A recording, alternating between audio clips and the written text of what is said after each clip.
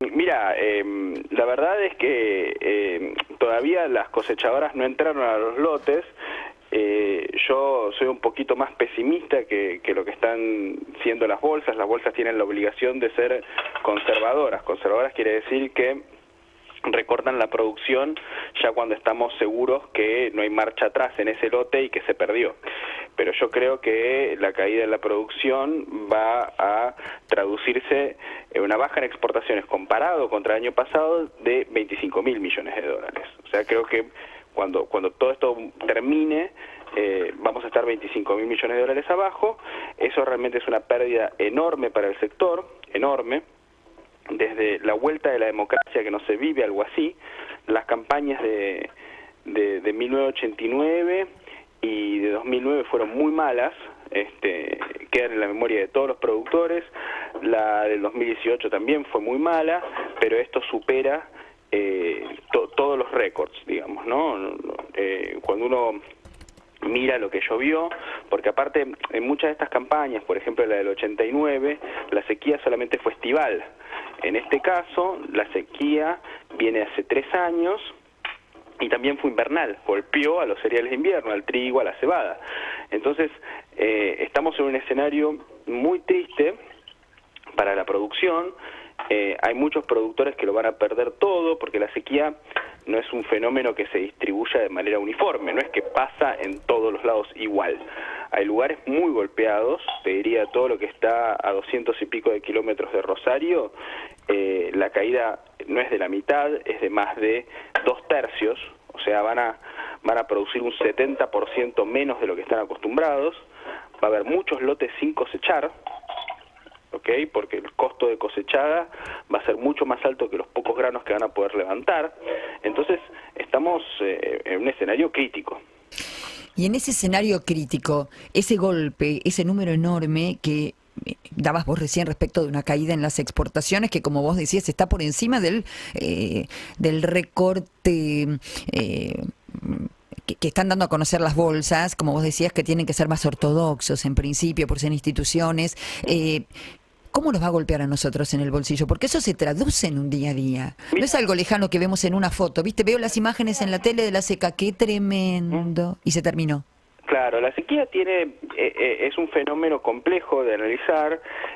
Por ejemplo, durante todo el año 2022, los argentinos pagamos la carne vacuna muy barato. Yo sé que por ahí lo que nos están escuchando están diciendo, ¿cómo muy barato, Iván? ¿Estás loco? A mí me cuesta un montón la carne. Claro, es verdad que cuesta mucho, porque los argentinos somos cada vez más pobres y después podemos charlar por qué, ¿no? Pero frente a los otros bienes, que aumentaron en promedio más de un 100%, los otros bienes de la canasta de alimentos, la carne solo aumentó un 50%. ¿Y por qué pasó eso? Bueno, principalmente porque al no tener agua, los productores sobreliquidaron Hacienda para evitar que la hacienda se muera en el campo, básicamente. Entonces hubo una sobreoferta de carne durante el 2022 que mantuvo los precios de la carne pisados. Ahora lo que estamos viendo, que la carne subió en un solo mes un 30%, es un reacomodo de eso. Y lo que va a pasar es que la sequía fue tan fuerte que no hay pastos de verano. Hay poco pasto de verano. Entonces es muy probable que veamos una disminución de la producción de animales en el 2023 bastante grande. Nosotros faenamos alrededor de 12 millones de cabezas por año. El año pasado se faenó más o menos un 8% más que la media. Y vamos a ver en el 2023 una caída en la faena probablemente. Entonces, esto va a aumentarle la carne en el mostrador a la gente. Esta es una de las primeras grandes consecuencias. Otra de las grandes consecuencias que estuvimos viendo fue la verdulería. La sequía no solamente le pega a la soja, al trigo, al maíz, a las verduras de hoja, a la lechuga, a todas las cosas de hoja, a los tomates, etcétera, les está pegando muy fuertemente. Muy fuertemente. Entonces, todo esto lo vamos a ver. Y después hay un impacto sistémico, o sea, a nivel país, que los dólares que no vamos a tener por exportaciones nos van a inhibir de poder importar. Acá hay una obsesión por los dólares. ¿Cómo es eso? Claro, acá hay una obsesión en Argentina, hay una obsesión con los dólares porque la gente los usa para ahorrar, para no perder poder adquisitivo, ¿de acuerdo? Pero la función principal de la exportación es permitirte importar. Las economías que crecen, las economías que mejoran la calidad de vida de la gente, son economías no que solamente exportan, son economías que también importan. Y una de las razones por las cuales los argentinos cada año somos más pobres es que cada vez importamos menos. Cuando vos importás poco, te privás de hacer lo mejor con lo más barato, porque no todos los países pueden producir todo lo que consumen. Entonces, cuando vos perdés capacidad exportadora, automáticamente perdés capacidad importadora. El grueso de las importaciones de Argentina, más o menos el 80%, Karina, son, por sobre todas las cosas, insumos para la industria y energía. Si nosotros se nos caen las exportaciones en 25.000 millones de dólares, vamos a poder importar menos partes para la industria y menos energía. Entonces, en el 2023, lo que yo presupongo es que las industrias van a poder trabajar menos, va a haber suspensiones, porque ya está pasando, de hecho. El otro día hablé con un... A ver, contame, ¿ese dato tenés ya? Sí, hablé con un gerente general de una compañía de insumos y me dijo, entre el 15 de febrero y el 15 de marzo no produje una sola lata de agroquímico. Es la primera vez desde que comando esta compañía en 8 años. ¿Y por qué no las puede producir? Porque no tiene permisos para importar, porque no tiene insumos. ¿Y eso por qué pasa? Bueno, porque tenemos un gobierno que cree que lo mejor es cerrar el grifo de importaciones y, bueno, eventualmente las partes, los insumos que usa la industria, en el caso de la industria de agroquímicos, los principios activos, que muchos se importan, bueno, no se pueden tener a mano, entonces no se puede producir.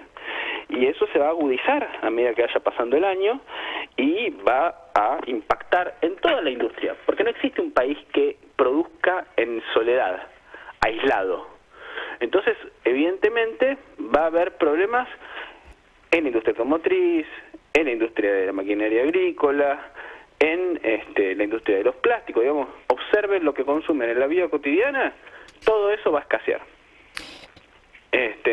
Entonces, la economía argentina, más o menos 2/3 de sus exportaciones salen del agro. Y el agro es fotosíntesis. Y para hacer fotosíntesis, además de sol y buena temperatura, necesitas obligatoriamente agua.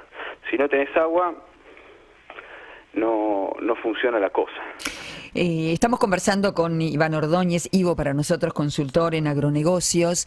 Siempre digo, nos explica con un lenguaje llano qué impacto va a tener y ya lo estamos viendo, ¿no? Entonces, en los alimentos, hablábamos más temprano de la leche, la carne, en la industria directamente y por lo tanto en el trabajo de tanta gente. Lo hemos escuchado. Hay momentos en los que suelo tener un déjà vu, ¿no? Esto ya lo hemos escuchado. Fuerte, seca, los productores teniendo que adelantar los envíos a faena, luego la reducción y posteriormente el incremento, en un año netamente electoral. Ivo, y te meto un poquito en eso.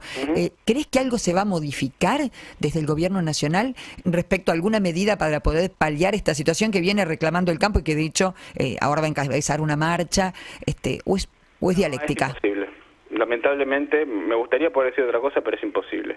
Entre los corsets ideológicos que tiene el gobierno y las restricciones reales que tiene el gobierno no puede hacer absolutamente nada. Quiero ser categórico con esto. Hace poco anunciaron una ayuda a los productores de 28.000 millones de pesos. Para empezar, es un crédito, ¿no? Son créditos. Entonces, el Vasco de Mendiguren, que es el que anunció la ayuda, no estará muy acostumbrado, pero los créditos hay que devolverlos. Y en este contexto, por más de que sea una tasa muy baja, muchos productores no quieren tomar el riesgo de tener un crédito, ¿no? Entonces, no va por ahí el tema. Después, la ayuda esa fue para comprar maquinaria agrícola, que es verdad que las compañías de maquinaria agrícola son parte del sistema de agronegocios y con esto van a ver sus ventas reducidas, pero es una mínima parte del sector. Y después 28.000 millones de pesos, para que la gente dimensione, son apenas 200 cosechadoras. Claro. Son 200 cosechadoras, o sea, no es nada. Los productores invierten por año 15.000 millones de dólares de mínima para sembrar la campaña. 15.000 millones de dólares. Multipliquen eso por 380 y compárenlo contra 28.000 millones de pesos. No hay dimensión. y el gobierno tampoco puede hacer mucho, porque estamos ante un Estado quebrado, un Estado que permanentemente gasta más de lo que le ingresa. Entonces la realidad es que hay que administrar, los productores lo que necesitan es un Estado que administre bien sus finanzas para que no tengamos 20 tipos de cambio, para que no tengamos una inflación galopante del 10% mensual, digamos, eso es lo más necesario. Después, para que eventualmente con el tiempo se puedan ir reduciendo las retenciones. El Estado está quebrado.